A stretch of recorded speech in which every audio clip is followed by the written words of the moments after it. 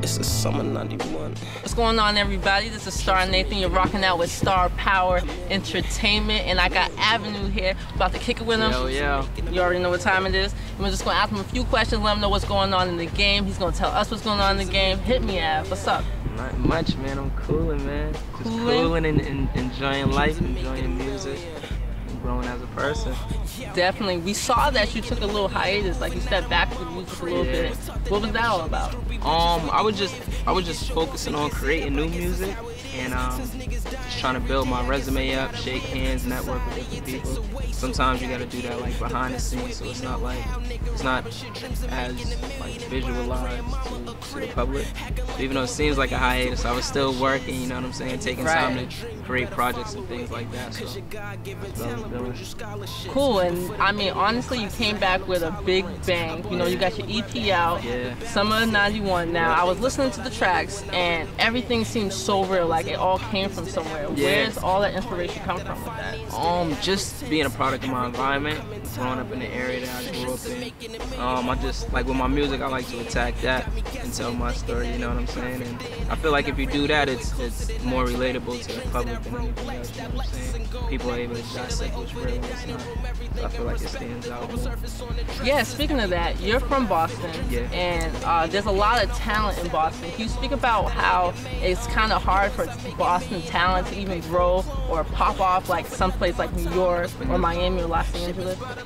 Well, I feel like it's a support factor. I feel like people have and I'm not per se like complaining about like my situation, because I feel like a lot of people do support me.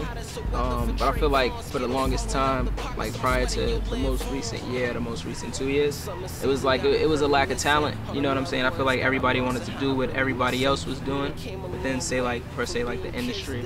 I feel like we have like more like original vibe. We have more original artists. You know what I'm saying? So people want to support that, and then at times, I mean, the support factor gets mixed up. You know what I'm saying? It's like a friend will want to come to your show for free rather than paying. You know what I'm saying? And it's like at the end of the day, support comes like if you're gonna support somebody, you gotta do it like the whole 9 yards. You know what I'm saying? Like sometimes you gotta pay to get in the shows. You know what I'm saying?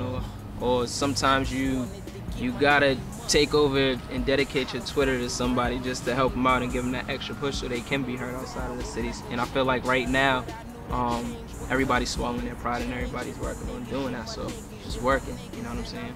This is the most traffic that we got in the city in a long time as far as with artists. Most definitely. I was checking out the Love My video, and the production on that was super dope. Yeah. Everybody go check it out. It was super dope. And I noticed also in there you had Last Days, there's a lot of society clothing in there. Is that a hookup? Not per se a hookup. One of the founders from Society, Brennan, he's one of my managers. You know, him and my man Rasheen pretty much come together and collectively help me put a push onto my music, help me network with certain people. So I mean, with that's given. If he manages me, then it's like, yeah, I need something for a video shoot, we get it, you know what I'm saying? And he's helping out a lot as far as like with the networking and the whole process of putting things together. He's like a marketing genius, you know, so it works out. Yeah, the video looks great, all the gear looks great, it's a good look. Yeah, shout out to Goodwin, because Goodwin did shoot that video. Okay, there you go. Also, speaking of Society, so I noticed that they were sponsoring the R.O.S.E tour. How's that been for you? What's the first city you hit up so far? So far we done New York. We had a few shows, but like they were like delayed and canceled due to certain things. Like the artists that are on it, their core fans are like college students, you know what I'm saying, and school's out, so we're gonna pick up on the second half in September, like the first 2 weeks of September. We got Rhode Island, then we got here, then we got a few other states. But we did do the Webster Hall show, which was dope. It was crazy. The energy was live, the vibe was live. Peter Rosenberg hosted it. We had reps from like A-Life, XXL covered it. You know what I'm saying? So it was definitely a dope show, a dope vibe. New York, the hip hop scene in New York's crazy. It's like so much love. Like even if they don't know you, everybody's in tune and at the front of the stage cheering you on and supporting you, you know what I'm saying? So it was definitely dope an experience, and getting to be around those artists, you know, Phil Day, Kid Daytona, Sean Christopher, who was Timbaland's artist, you know what I'm saying? Like, it was dope to actually meet these people and be there with them, you know what I'm saying? And see that they respect you just as much as you respect them. Yeah, speaking about that, Phil ID and the Kid Daytona, they're on their way up just like you. Yeah. So how is their energy pushing you? How is that getting you inspired and like, man, I gotta go harder?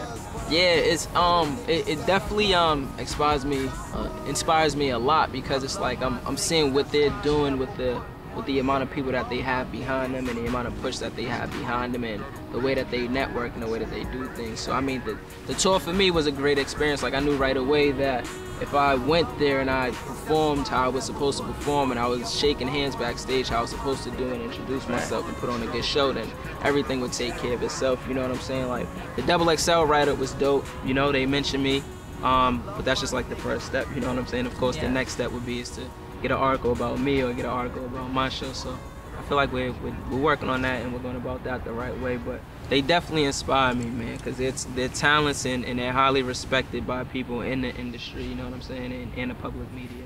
So definitely. I see that you dropped the EP, right? Yeah. And it was like a teaser. We wanted more. We definitely wanted more. Because at the end of the Love My, the Chandler's review was coming out. And so that's the first thing we thought we were going to see. And then you just come out of nowhere and you got Rasheen promoting, and all of a sudden my timeline's flooded and I see that Avenue dropped the EP, and then I'm on SoundCloud right then. Like, what made that happen? How did that even start up? It's just like pretty much, it's just like the hiatus that I took. It's just like me sitting back, looking at a few things, and then thinking to myself, like, how can I make this bigger, or how can I make the Chandelier View live up to the expectation and potential that I feel like it can live up to, you know what I'm saying? Like, and at first we was gonna do the Chandelier View as an EP, you know what I'm saying? But I was like, I want to be able to give people more than just the EP. Like, I want to give people a full, complete album, LP body of work that they could reference to. But I can't just put that out just yet, you know what I'm saying? Exactly. So like when the opportunity for the tour was presented, I was like, yo, this is perfect, you know what I'm saying? And I felt like energy and things would pick up from the tour, and then I'm like, well, how else can I carry that over where people would have more than my first take, which is Where I Speak Life to reference to. So I took records that were somewhat throwaways, but were still like high quality records, and I put them together. Threw I Love My on there as a bonus joint. And we just put it out. We didn't promo it, we just put it out. We wanted to try something new, see how the demand was, and people loved it. A lot of blogs picked it up and it worked out great. Definitely. I mean, the summer of '91, definitely solid. Everyone go check that out. It's pretty raw. You wouldn't expect what this cat's spitting on there. I'm telling you, it's some real true story. It's really inspirational. Everyone go check that out. What can your fans expect? Fans, haters, everyone that's peeking, looking, you know what I mean? I know you got haters.